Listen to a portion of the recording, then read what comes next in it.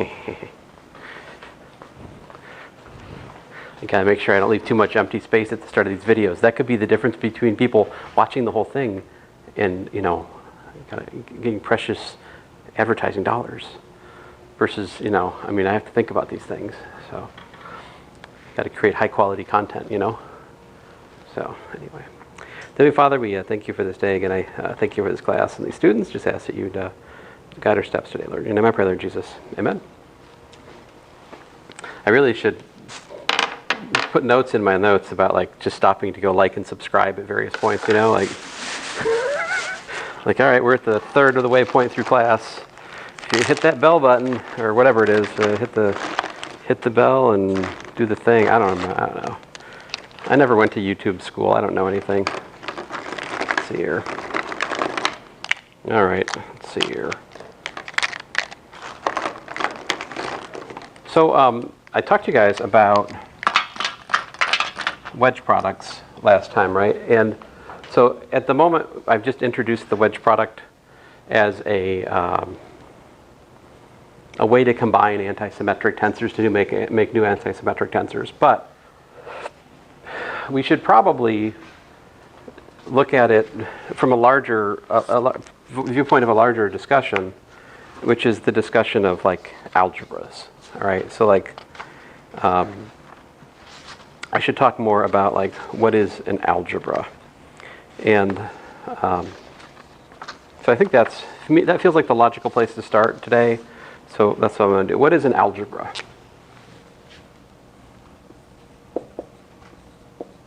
What is an algebra? All right. So here's the definition.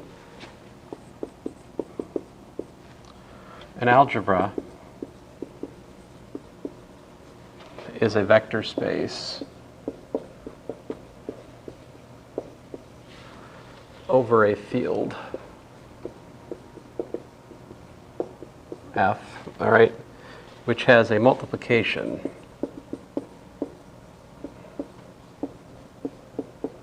and for the sake of making this definition, I'm going to use star to denote the multiplication. And so it takes in pairs of algebra elements. So it goes from the Cartesian product of A with A to A again. All right. Which satisfies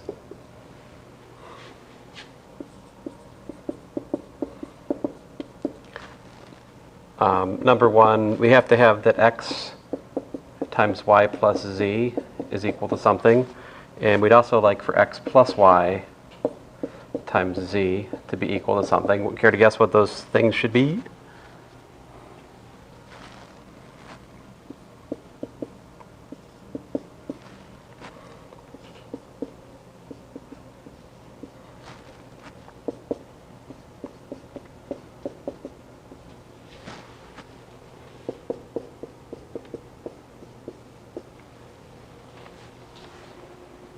I bet you guys can tell me. xy plus xz. Yeah, x times y plus x times z. And what's the next one? X times z plus y times z. So we would call these the what? The distributive laws, right?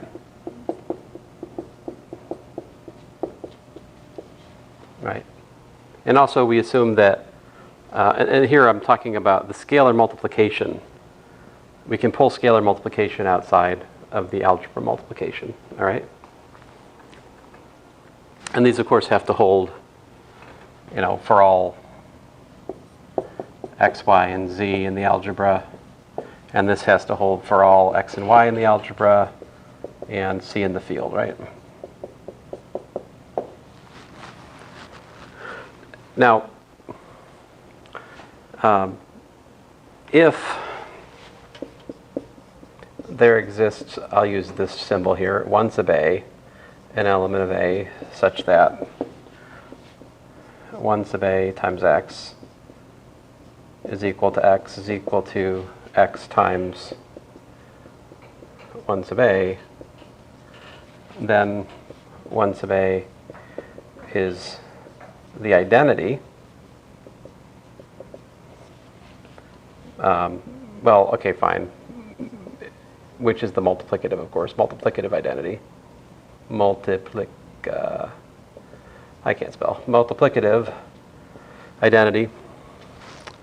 And we say A is unital.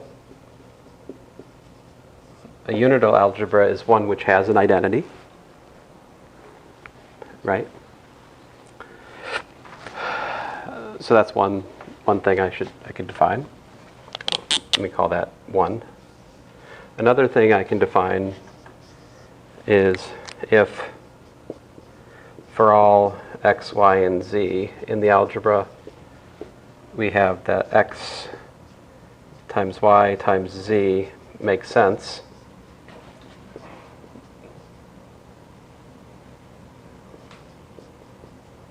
And what I mean by that is that we can, well, what I just wrote is meaningful, but to make it more precise, what I'm saying it doesn't matter if you multiply the last two first or if you multiply the first two first, right? Either way, the outcome's the same. Then A is an blank algebra.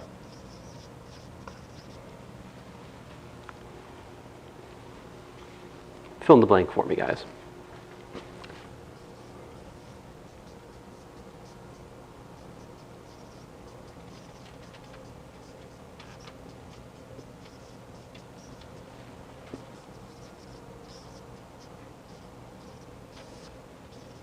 And fill in this other blank while we're at it. Is it associative and commutative? Associative and commutative, we have a winner. In this order, right? Yeah. Okay. I'm just messing with you. Commutative, yeah.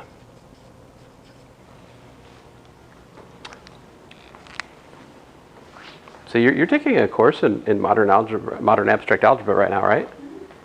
Do you remember when you defined algebra in there? No. That's right, because you don't ever define algebra in there. It's a quirk of the current curriculum, isn't it? To have a course that's titled with a topic which is not covered. I mean, okay, fine. The word algebra is used more generally for the, like for the collection of all these topics, groups, rings, integral domains, fields, all of it, right? Like these things are broadly the study of algebra. Perhaps, I mean, I always glibly say that algebra is really the study of equations, in some sense, whereas analysis is the study of inequalities. Now that's, of course, an abuse. Like neither of those subjects are that narrow. They actually both involve both inequalities and equations, right? Sometimes Dr. Sperano will say that algebra is the study of structure, but I mean, I don't disagree that that's true, but you know, there's quite a bit of structure in analysis too, so I don't think that really works either. So you could write pages and pages and pages about what algebra and analysis mean as disciplines, right? But the funny thing is there is no, I've never seen a definition of analysis, like what's an analysis? Like I don't remember ever seeing in all the analysis I've taken ever get to some place where we define analysis as this, right? But algebra is a vector space with a multiplication. That is what an algebra is. So.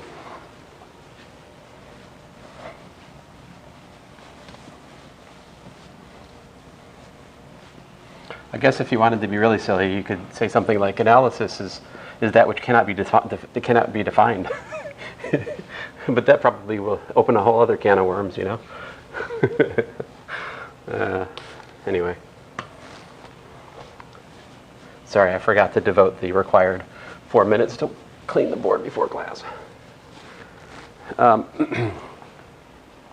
So can you guys think of any examples of algebras?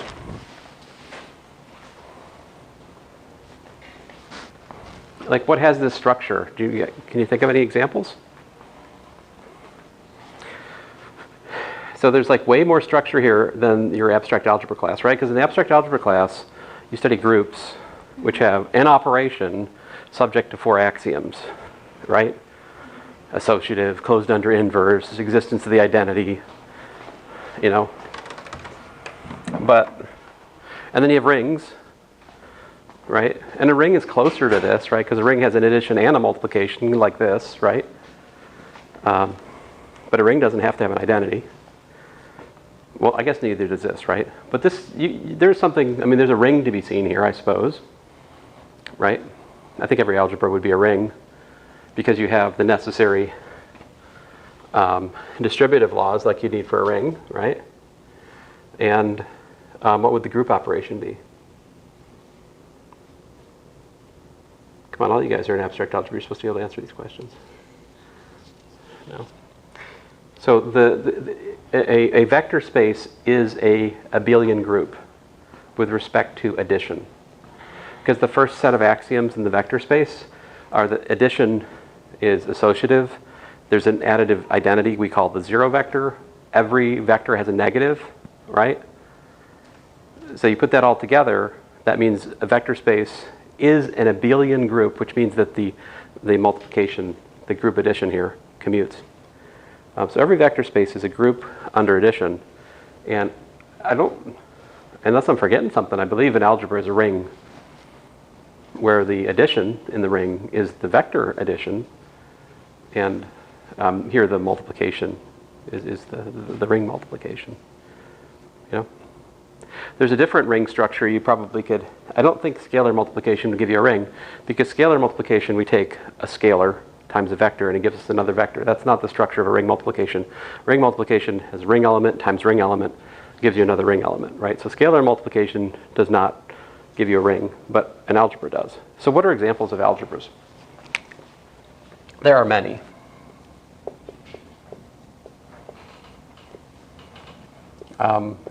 The silliest example is just the real numbers is a real algebra, right?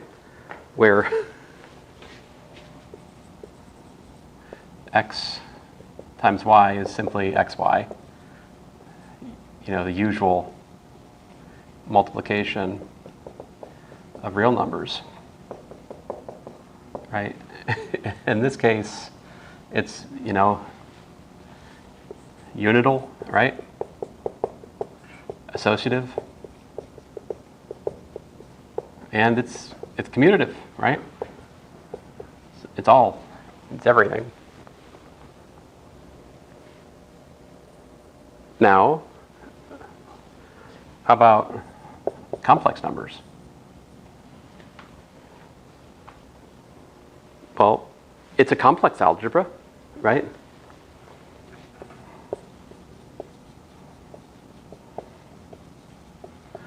It's a complex algebra. If we talk about a complex algebra, we're talking about the vector space structure, right? Complex numbers are a vector space over the complex numbers of dimension. What dimension are the complex numbers over the complex numbers?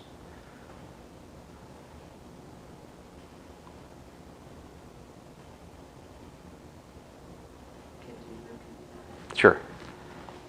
Could I repeat that? Yes, yes. So V is equal to V over the complex numbers, just equal to the complex numbers. What's the dimension in the complex sense of C?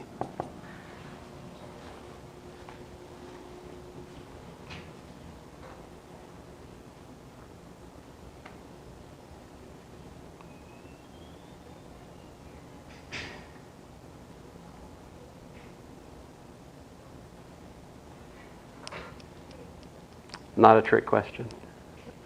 Easy question. It's kind of a shot in the dark, but N? No, not N. No. Like the other day, I told you guys the dimension of the reals over the reals was 1. Because the reals are the real span of 1.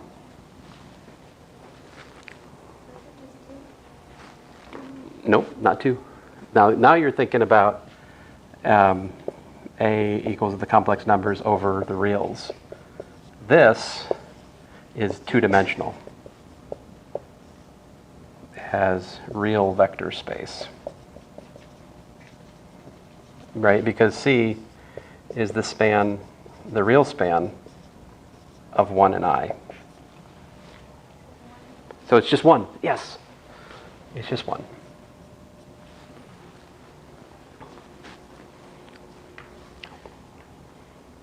So it's a kind of stupid example. But the complex numbers are an algebra over the complex numbers that is commutative, unital, associative, the whole deal. All right? Now, it's also a algebra over the reals, because if you look at how we define, how do we define complex multiplication? X plus IY times, A plus IB. How do we define that? Well, it's defined to be, XA minus YB plus I times XB plus YA, right? This defines complex multiplication. Okay, so point of order here. Where's the star? In practice, for examples, we often don't write star. We simply use juxtaposition for the multiplication, right? You guys know what I'm talking about, juxtaposition. So here, juxtaposition.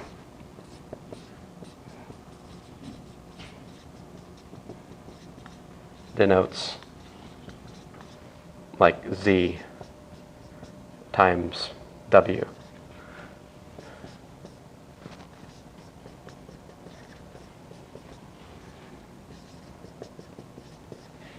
We simply just write. Putting them next to each other is our notation for the multiplication. This is our usual notation for multiplication in mathematics, right? So you're like more than halfway through, what, 70%? Wait a minute, 85%? How far are we? I don't know. You're pretty far into group theory, right? Oh, this is a bad question for Sprano's class. Like, I was about to ask you what the notation is for the multiplication of the group, but in Dr. Sprano's class, the answer is whatever he felt like when he was typing up the document, right? Because he'll make the operation like a upside down pitchfork or something. Yeah. But other people, lazier people, will simply use juxtaposition for the multiplication. Do you guys think of another example where we use juxtaposition for multiplication?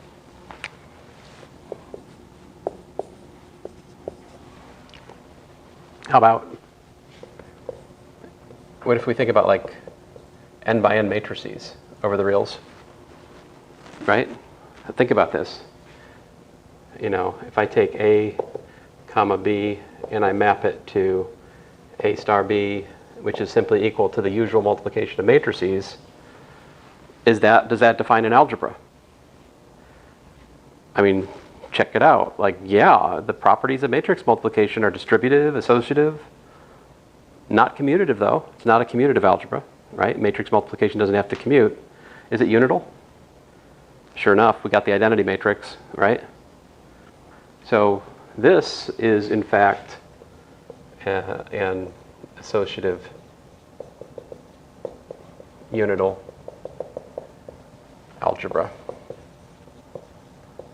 over R, right? And of course, if you can do it for the real numbers, you could just as well do what? You could do like complex n by n matrices, right?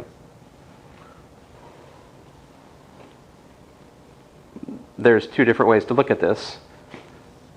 Over the complex numbers, we've got the complex dimension of A is n squared. Over the real numbers, the real dimension of this algebra is what? Every complex number is like two real numbers, right? So it's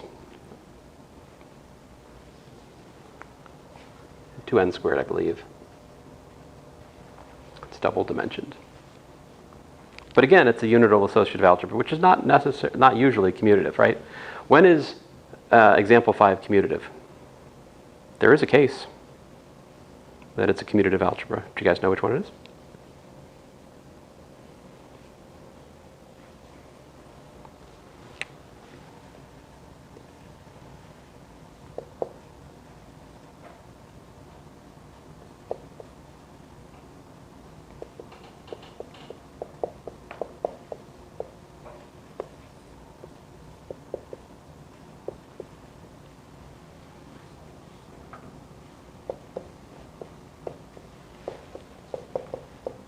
So what's the case?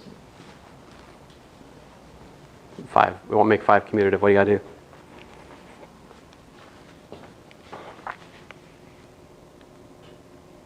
Nobody?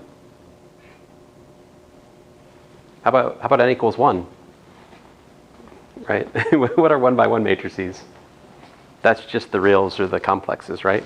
So 1 by 1 matrices commute. Like, that doesn't count. Yeah, it does, though. It does. How about this? This is linear transformations from the vector space to itself, right? This is so-called endomorphisms.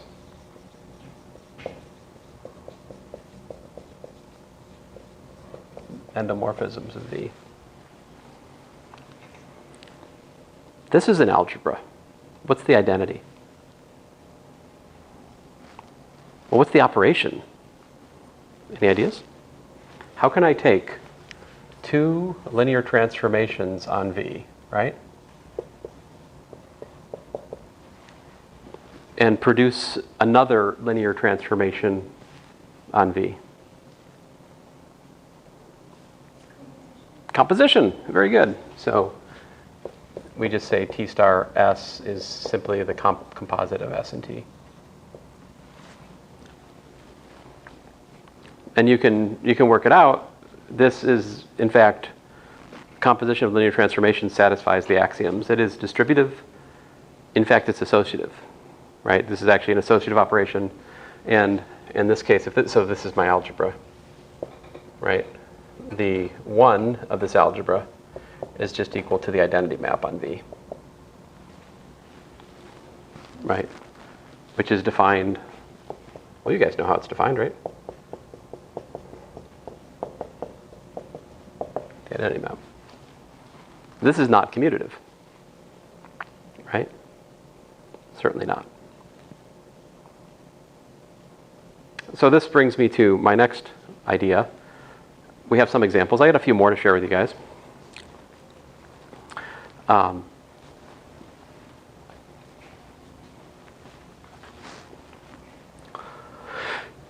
Isomorphism. Definition. A and B are isomorphic as algebras over F, provided A and B are F algebras and there exists psi, which is a mapping from A to B, which is a linear bijection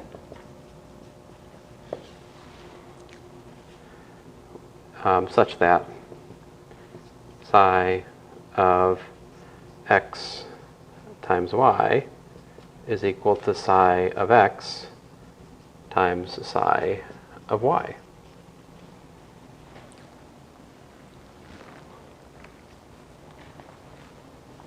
Now, to be fussy, I've used star right there in 2 very different ways. All right? So let me clutter this a bit and adorn. This star is the A star, but this star over here is the B star. All right? So I'm saying, like, the algebra A has this multiplication and the algebra B has this multiplication. Right?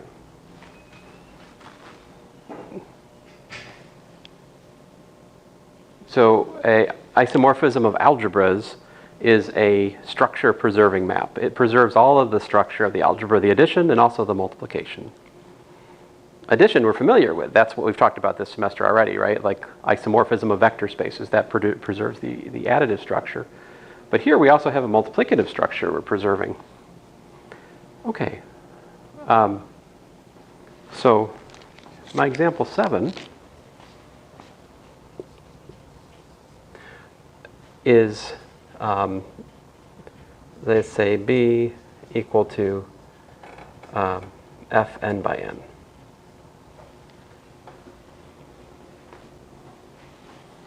This is an F algebra, right?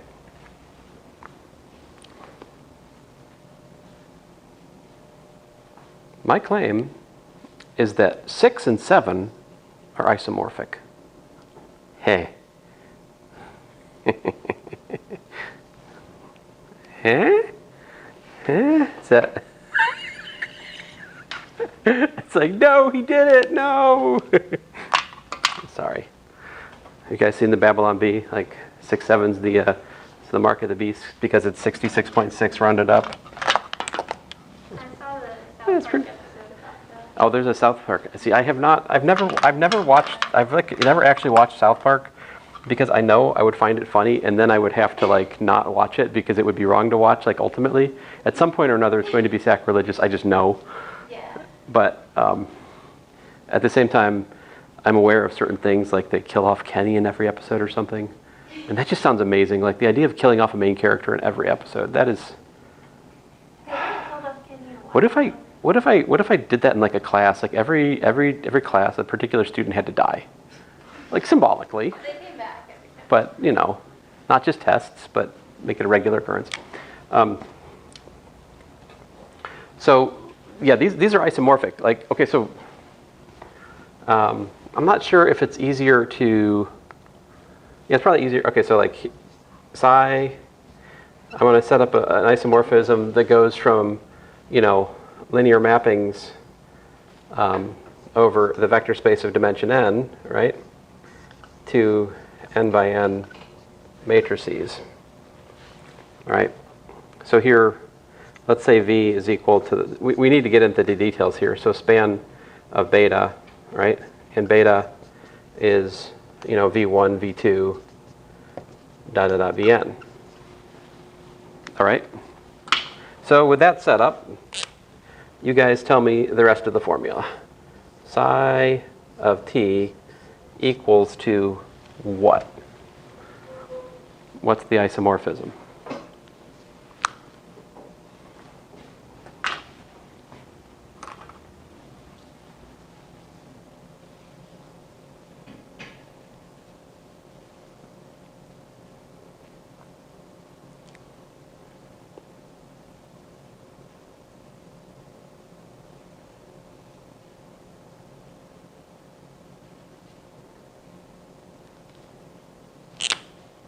Nobody? I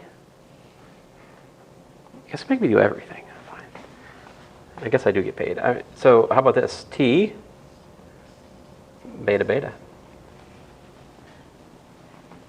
See, because then if we look at psi of t composed with s, well, that's the matrix of t composed with s, right? Beta beta, but by our theorems of how matrices work, you know, for coordinate transformations, that's this, right? Which of course is psi of t times psi of s. So here our multiplication in the domain is composition. Our multiplication in the range of the map, right, in the codomain, is multiplication of matrices. And you can check that it does other necessary things. Like an isomorphism must send, it's easy to work this out, like simple exercise. Prove that the isomorphism of algebras must map the identity to the identity if you've got one. It has to map identity to identity. And you can check out how that works here. The identity map, right? It maps to the matrix of the identity map, which is the identity matrix. What do you know? Right? And this also works with addition, right? This is definitely a linear map. And it's also invertible, right? There's a clear path. If I give you the matrix with respect to a basis of a transformation, that suffices to define T, right? So this is invertible as well. So I think this is a pretty interesting isomorphism, actually. Okay, now there's more though. You're like, wait a minute. So why were we talking about algebras? Because we were talking about wedge products before, right? That's that would be a good question to ask at this point in the lecture. Somewhat premature on my part because I wanted to show you two other weird algebras before I get back to the so here's the deal, guys. The wedge product is an algebra. Now that's not quite. There's a little more to say than that. So that doesn't quite make sense with the things we've done so far. So I need to. Sometimes it's called an exterior algebra. And the reason for that is if you take the wedge product of two like dual vectors, you don't have a dual vector again. You've got something else, right? Like in terms of our last class setup, the wedge product of two dual vectors is in fact, a bilinear map, right? Which is not, a bilinear map is not a dual vector. So we took the wedge product of two, dual vectors and we got something which was not a dual vector. So that's not quite the right pattern yet. So in order to understand how the wedge product is in fact an algebra, we're going to have to give it a larger home to live in. But I cannot resist showing you two more examples of algebras before I do that. This is another fun example of an algebra. 8 is, I call it H. It's the reals, direct sum, j times the reals, where j squared is equal to 1. And so the way this works is a plus bj times say x plus jy is by definition ax plus by plus j times ay plus bx. So these are the so-called hyperbolic numbers. I call them hyperbolic numbers. Other people call them other things and get rather irate that I don't call them those other things, but this is my class, so I don't care. I care a little bit, I guess. This is a particular example of a Clifford algebra, but that would take us, that's for another class. So this is another multiplication of the plane that's different from the complex multiplication, right? Like complex numbers are one way to put a multiplication on the plane. This is another way to put a multiplication on the plane. Another way, and you can check that this multiplication is associative, it's commutative, it's unital, all right?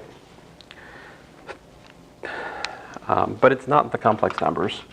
Another example, I usually call this, I don't really have a special notation for it. Let me just call it A, R cross R, where here's the deal. We take xy times AB, and I can't decide which one comes first in my definition, whatever. You just multiply x times x and the y times the y. So this is the so-called direct product algebra.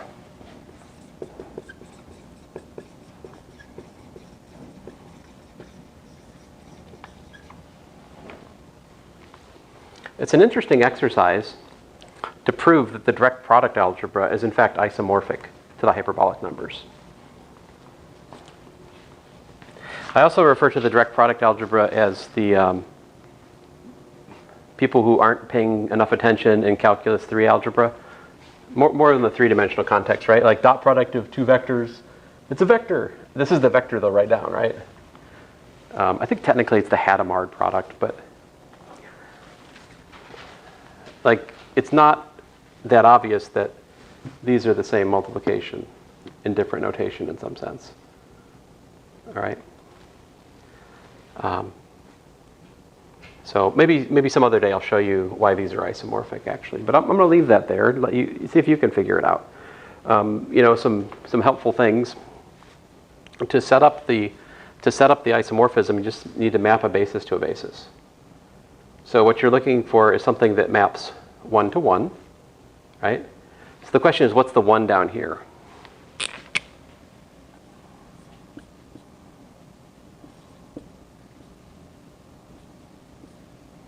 Try it out. If you do 1, 1, then if we do 1, 1 times xy, we get 1 times x, 1 times y.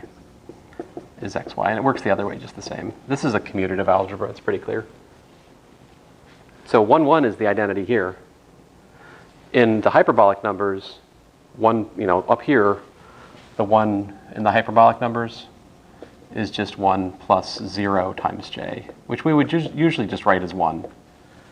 Just like we usually write 1 rather than 1 plus 0 times I in the complex numbers. Same idea. And then also to define an isomorphism from H to A, all you got to do is come up with a 2 by 2 matrix because you're looking for a linear transformation from R2 to R2 that satisfies certain properties. It's actually, anyway, so I'll shut up about that, but it's an interesting exercise. Last thing here, if we look at M equal to A minus B, B, A, such that A and B are real numbers, this forms algebra with respect to matrix multiplication.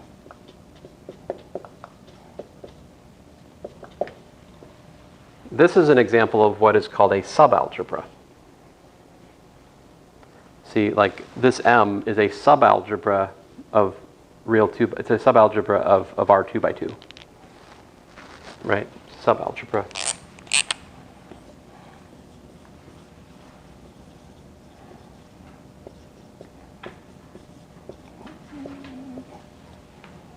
And so what is a subalgebra? Subalgebra is a subspace, which is also on its own right an algebra. This is a subspace. If you add two things like this, you get back something like this, You can easily show that that satisfies the subspace test. It's a subspace. And if you multiply two of these, what happens?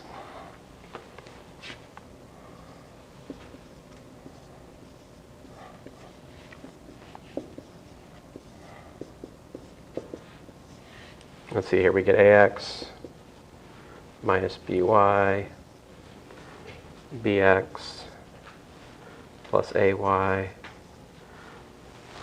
minus AY minus BX and minus BY plus AX, which is, again, an element of M, right? So you can see that M is closed under matrix multiplication. And it's unital as well, right? The identity matrix in there. Just put A equal to 1 and B equal to 0, right? Can you guys tell me what this is isomorphic to? Give me an isomorphism. Psi of A minus B, BA equals what?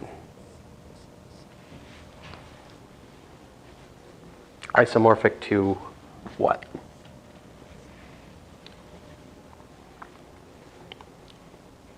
Does this rule remind you of anything?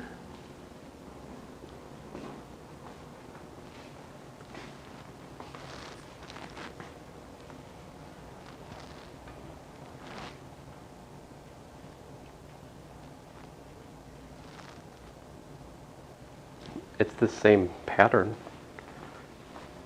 See? This is actually, you could do psi, oops, not psi. We could just do A plus IB.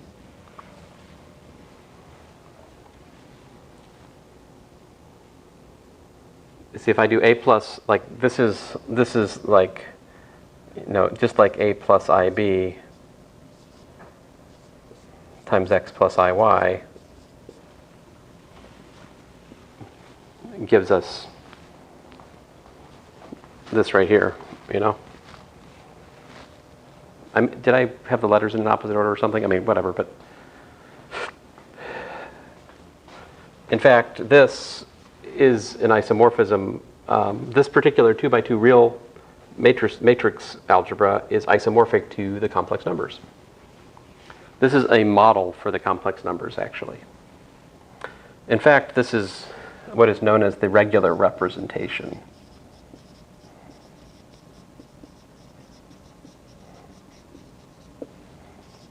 of the complex numbers. You can take any algebra, associative algebra that is. If we have an associative algebra, we can basically build a copy of it inside a set of matrices, and that's called the regular representation. There's a procedure for doing this. But anyway, I am digressing now. Let me move on. So wedge products. Wedge products are actually an example of an algebra. Now, the question then is wait a minute, what do you mean? Because like I was saying, the wedge product of two dual vectors is not a dual vector. So I think probably the best thing for me to do is to start with 2 dimensions and just look at 2 dimensions and then 3 dimensions. And I think once we do that, you guys will hopefully follow me why I say we have an algebra. It's a little bit sneaky.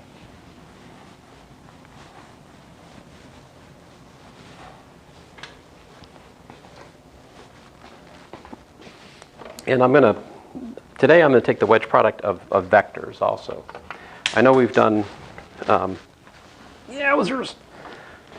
dual vectors before, but we could just as well talk about wedge products of vectors.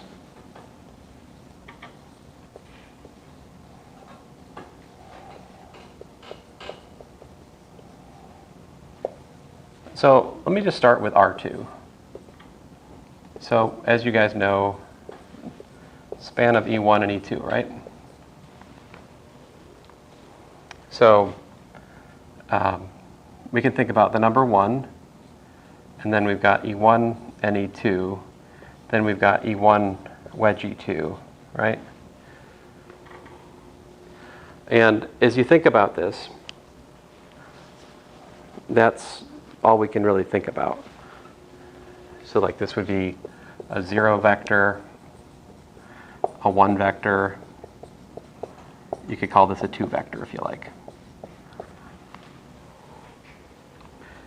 If we would try to take the wedge product of 3 vectors, what would happen here in 2 dimensions?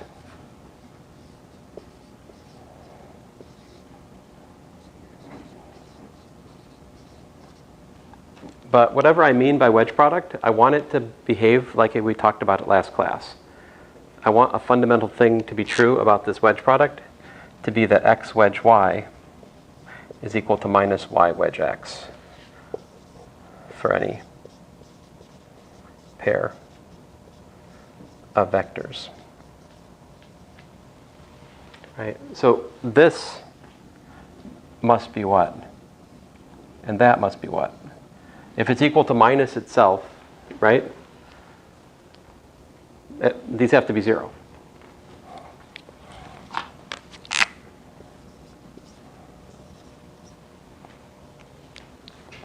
And so, what's called omega of R2 is essentially just R, direct sum R2, direct sum the span, well, let me write it this way. E1 wedge E2 times R. Usual notation, though, is more like this. Lambda 0, direct sum lambda 1.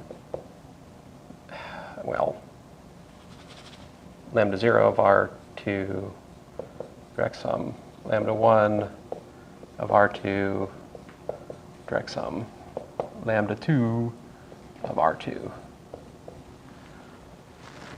If you want to, you can drop the of R2 because the context here is R2, all right?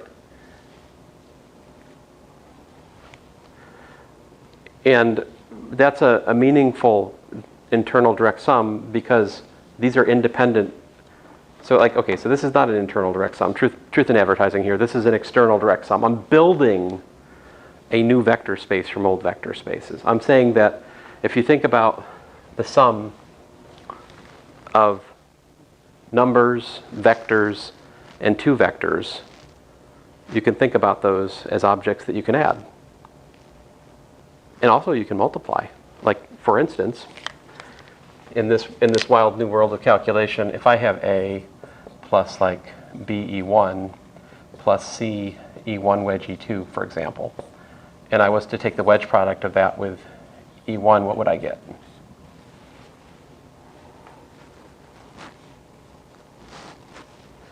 So just like you'd think, right? A times E1 plus B E1 wedge E1 plus C E1 wedge. So I'm suggesting that the wedge products satisfy the same algebra rules that we found last time, viewing them as multilinear maps.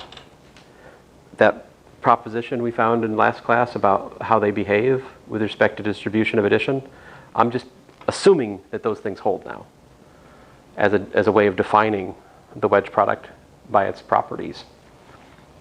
Now, that begs the question, does it exist? Well, the answer is yes, it does exist. You can build it from multilinear maps like we did last time. But this is what? This is all just A1, right?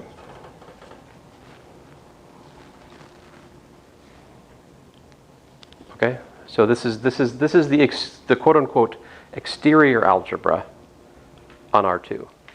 So the algebra I'm talking about here, just to make it official, the A is omega R2, all right? And if you have, alpha and beta in this exterior, in the algebra, then alpha star beta is what? It's just alpha wedge beta. And I realize I'm being a little bit fuzzy here, but I hope it's not too inconceivable. So what about 3 dimensions? That's more interesting. In 3 dimensions,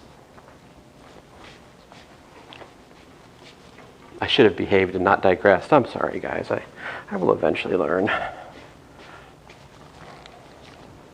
sure hope I wasn't doing your homework when I digressed. I feel like I might have been. That'd be the worst.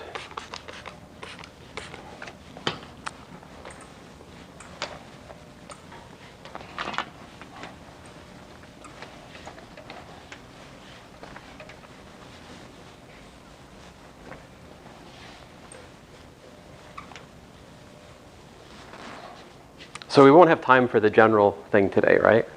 I'm just going to get to dimensions 2 and dimensions 3. And then next class, we'll talk about how the exterior algebra looks like in n dimensions. Oh, I might have time. Well, we'll see. So 3 dimensions. So for R3, you either have like a constant or a vector. You got 3 of them. Or you have a two vector, like E1 wedge E2, or E1 wedge E3, or E2 wedge E3, right? Or you have a 3 vector, E1 wedge E2 wedge E3. And so you see the exterior algebra on R3, right, is, I'm going to drop the R3 here just because it's like obnoxious, right? If that's okay with you guys. I hope it's okay. We have 0 vectors, 1 vectors, 2 vectors, 3 vectors, and that's like the addition of all of those things together gives us the exterior algebra. And with the wedge product gives us a multiplication on these things. For example, there's special things here. We can talk about the work form of a vector, ABC. And that would be like AE1 plus BE2 plus CE3, right? We can also talk about the flux form of a vector. And that's AE2 wedge E3 plus BE3 wedge E1 plus CE1 wedge E2. This is the work form, flux form correspondence. Something really cool happens here. If you do omega vector A wedged with omega vector B,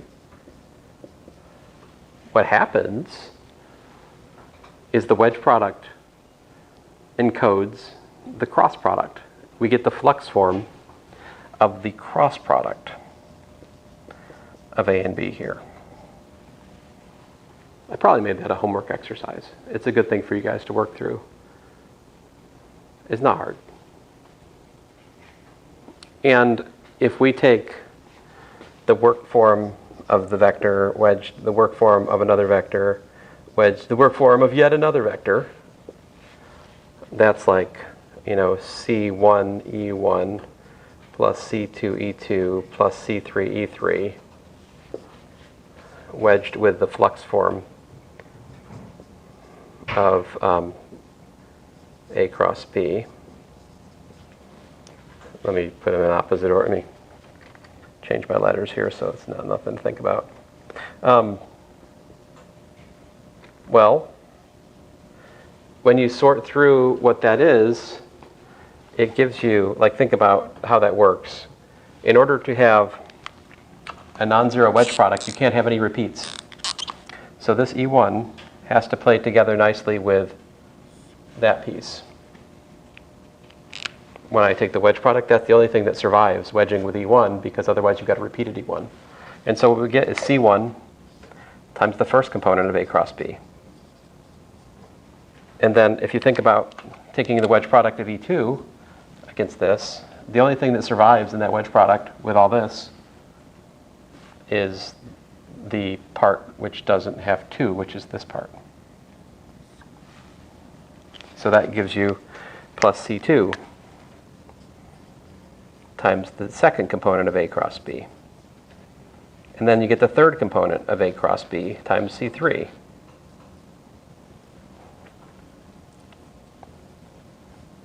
And it's not, there's like a step here I'm skipping, but E1 wedge E2 wedge E3.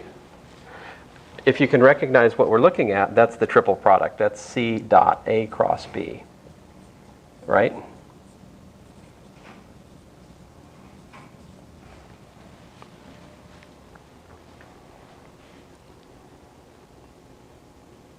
Let me write it again up here. So we have omega C, wedge omega A, wedge omega B is equal to C dot A cross B, E1 wedge E2 wedge E3. Do you guys remember from Calculus 3, what is this? I mean, it's the volume of the parallelepiped, great. How about this from Math 221? What is this in terms of a determinant?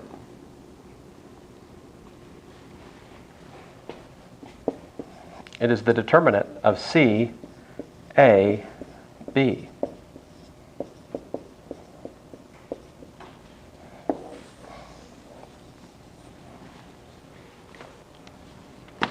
So the wedge product does determinants. And that's what I'll show you guys next time, is that we can analyze the structure of determinants by studying the exterior algebra. The exterior algebra actually gives us a new look at determinants, which will reveal some of the deeper properties of determinants in kind of a novel and somewhat surprising way. Anyway, that's where I'm going with this. But for R3, you could actually replace vector fields with 1 forms and 2 forms. That the wedge product does all the algebra for you. It's got cross product. It's got the dot product built in. This is essentially another notation for what we used to call quaternions. I'm being a little sketchy there, but anyway, I shut up. But sorry, I said too much about algebras today. I hope you guys didn't mind. I mean, I think algebra is easier than the other stuff we're doing.